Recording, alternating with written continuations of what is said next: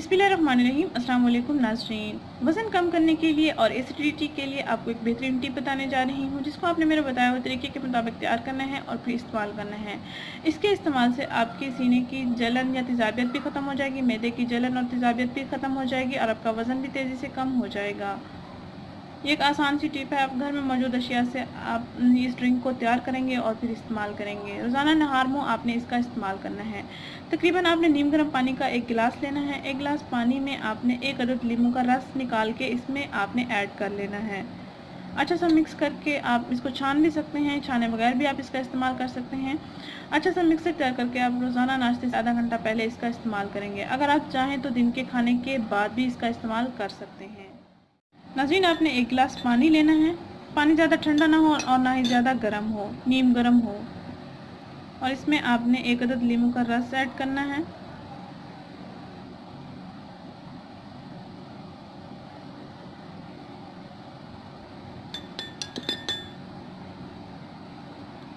बीज आप निकाल लें।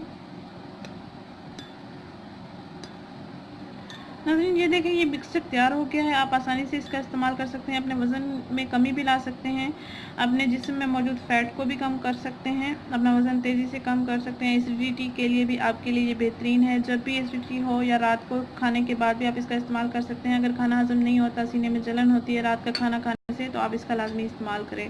इंशाल्लाह आपको बेहतरीन रिज़ल्ट्स मिलेंगे। नाज़रीन, अगर ये वीडियो आपको पसंद आई है तो इसको लाइक करें, सब्सक्राइब करें, इस वीडियो को ज़रूर शेयर करें। शुक्रिया। अल्लाह हाफ़िज़।